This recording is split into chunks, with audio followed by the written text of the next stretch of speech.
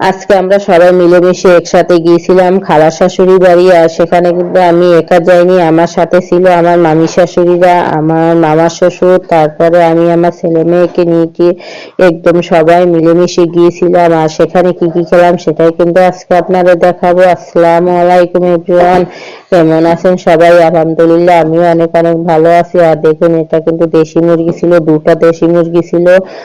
আর এই দেশি মুরগিগুলো কিন্তু আমার খালার শাশুড়ির নিজের পালিত দেশি মুরগি ছিল, সেটাই কিন্তু জবাই করা হয়েছে। আর আমি নিজের হাতেই কিন্তু রান্না বান্না গুলো করছি, যেহেতু আমি যেখানেই যাই রান্নাটা কিন্তু আমি নিজের হাতেই করি।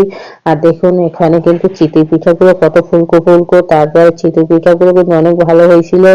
আর আমার কিন্তু দেশি মুরগিটা রান্না করা হয়ে গেছে, এখন আমি পোয়া মাছ ভাজি করতেছি।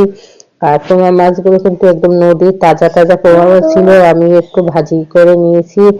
আর এটা কিন্তু বস্তায় দেখুন কি লাগিয়েছে আমার খালু শ্বশুর, ওনাদের বাড়ির অতটা জমি নেই, অল্প কিছু জমি, তার ভিতরে ওনাদের ছোট্ট একটা ঘর, তার আশেপাশে একটু একটু জায়গায় উনি এরকম বস্তায় ভরে, তারপর মাটি ভরে, তারপরে কিন্তু আলু লাগিয়েছিল। আর গোজালু কিন্তু এইরকমের বস্তায় লাগালেও হয়। আর আজকে যেহেতু আলুটা কিন্তু একটু কম হয়েছে, তারপরে উনি মাটি খুঁড়ে সেখান থেকে একটা আলু বের করে নিয়েছে, মাটির নিচে আলু লাগিয়েছিল। আর সেখানে কিন্তু আলু লাগিয়েছে, সেটা থেকে একটা বড় একটা আলু বের করে নিয়েছে। আর বস্তায় একটু ছোট আলু হয়েছিল, এর আগে কিন্তু অনেক আলু উনি বের করেছিল, সেগুলো অনেক বড় বড় ছিল। যাই হোক, যা হয়েছে তাতেই শুক্রিয়া। আর দেখুন, এখানে আমি ব্রয়লার মুরগি রান্না করতেছি। আর এই আলুটা কিন্তু মাটি খুঁড়ে তারপরে বের করা হয়েছে। আর আমার মামির শাশুড়ি কিন্তু আলুগুলো কেটে ধুয়ে তারপরে দিয়েছিল। আর দেখুন, আমি মুরগির গোশত দিয়ে আবার আলুগুলো রান্না করে নিয়েছি। আর রান্নাটা কিন্তু অনেক ভালো হয়েছিল, আলুগুলো খেতে অনেক ভালো হয়েছিল।